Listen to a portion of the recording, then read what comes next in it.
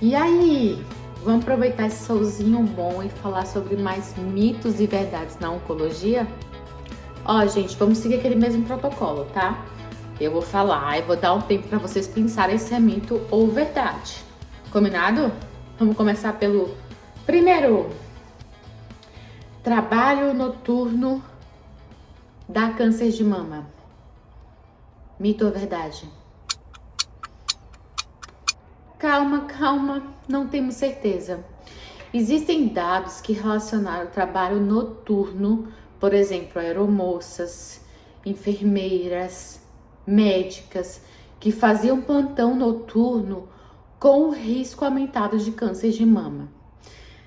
É meio complicado, esse trabalho não foi conclusivo e existem vários fatores confundidores. A gente sabe que nós temos uma homeostasia hormonal que requer um bom ciclo circadiano. O ciclo circadiano é aquele ciclo de dormir, acordar, e de noite dar sono, de dia acordar. A questão da luz, isso influencia nessa parte de homeostasia hormonal, mas ainda não temos comprovação. Então, o primeiro mito e verdade é assim, não sabemos bem, existem dados controversos. Segundo mito ou verdade, água alcalina previne câncer. Tenho certeza que você já ouviu falar sobre isso, ou recebeu alguma corrente nesses meios de comunicação aí sobre isso. Vamos lá. Ai, gente, mito. O nosso corpo, ele sempre vai regular a parte de acidez e alcalino. O alcalino é a base, que a gente chama na química, e a acidez é o ácido.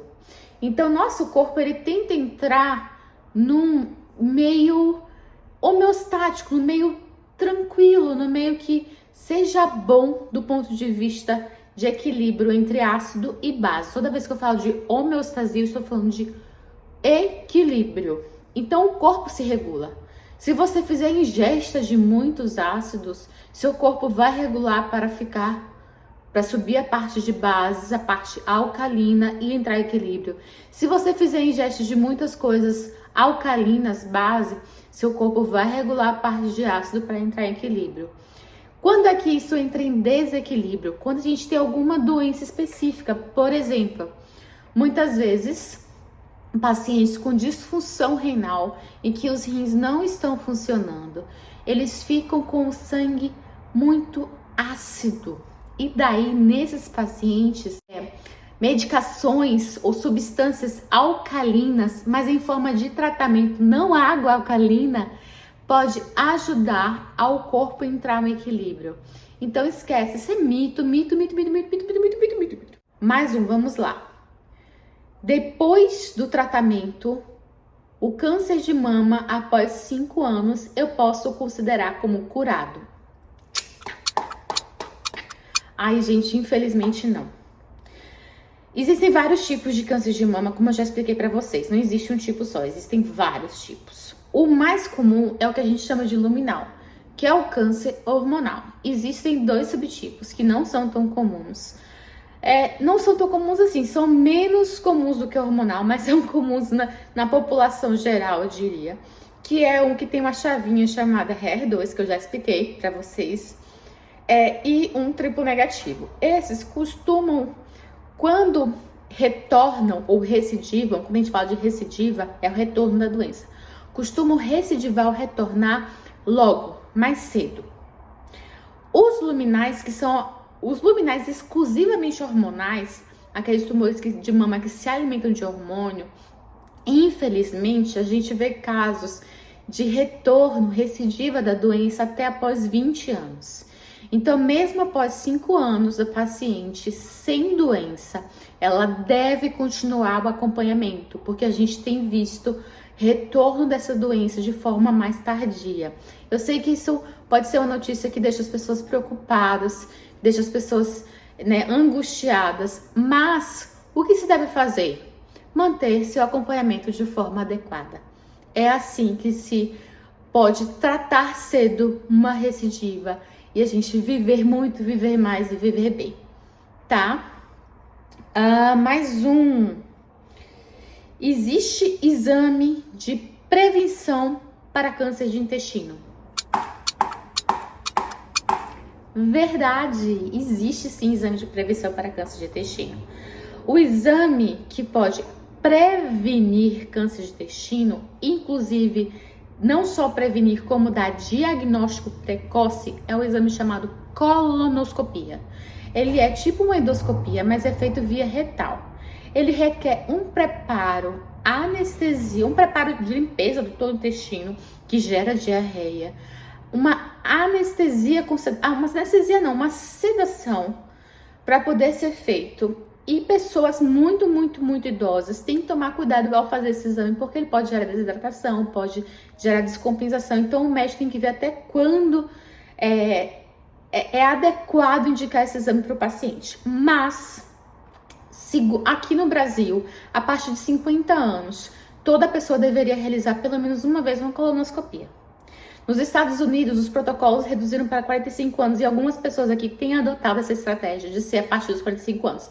Sabe, que nem a mamografia que você faz lá para mama, ou o homem que faz exame de próstata com PSA.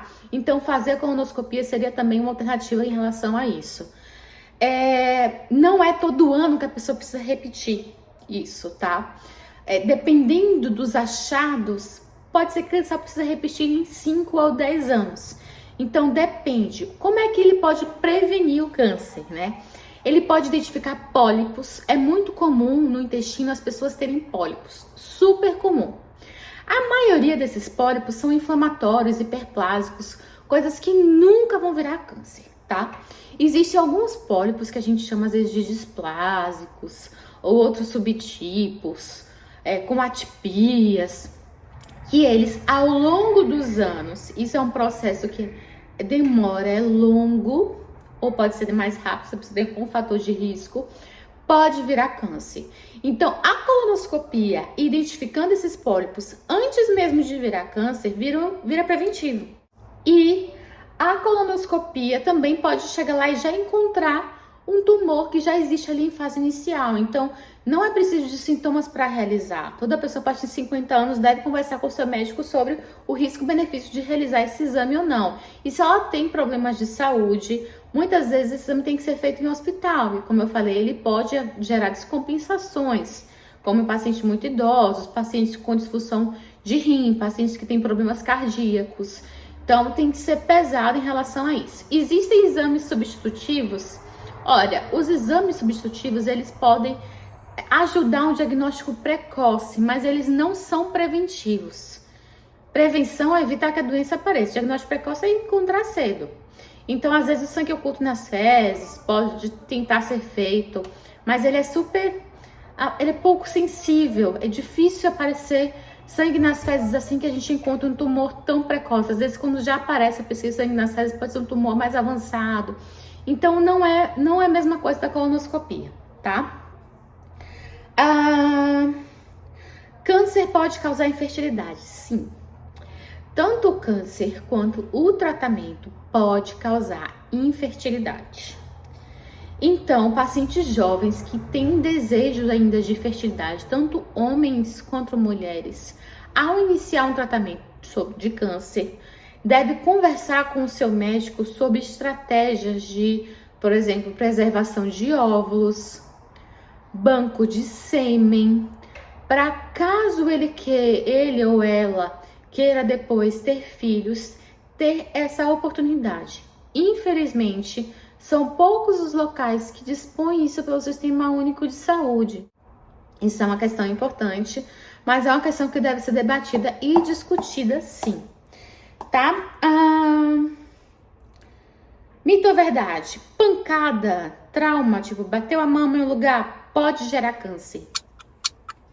Mito, gente. Uma pancada e tudo pode gerar um nódulo ali, pode gerar alguma coisa ali naquele momento, mas não gera câncer. O que é muito comum acontecer, a gente vê essas histórias assim, a paciente sempre bate a mama, já aconteceu várias vezes, né? E a gente não percebe, bate ali, bate aqui, não percebe. Aí uma vez bateu e doeu. E aí ela tocou e identificou o nódulo na mama.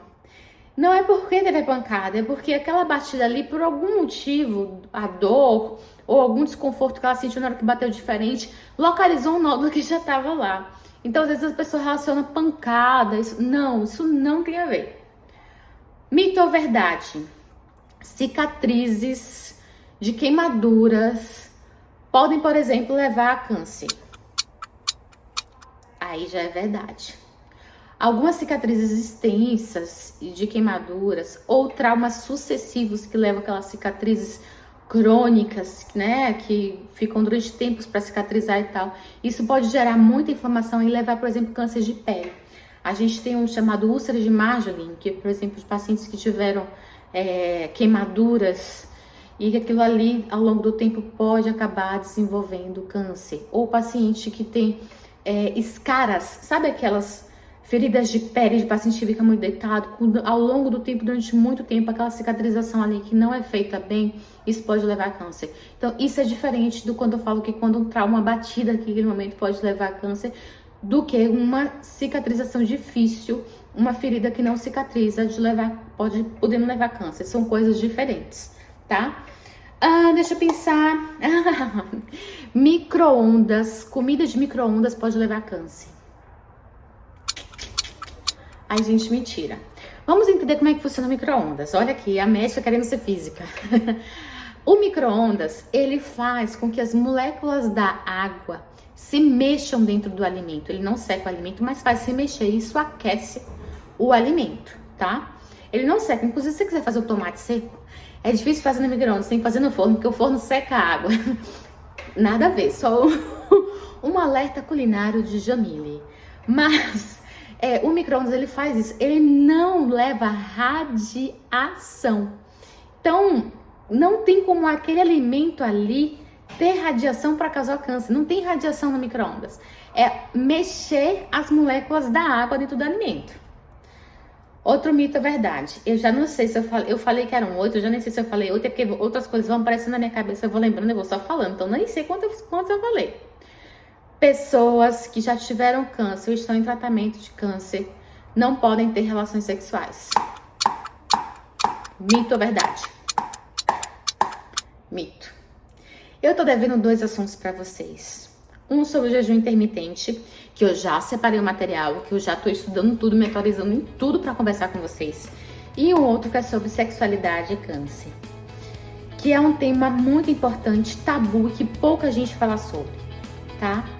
Então, aguarde, eu juro que virá, eu juro, gente. Só me dá um time, minha vida tá corrida, tá um pouco difícil, mas eu juro que eu vou trazer essa informação para vocês, tá bom? Um beijo grande.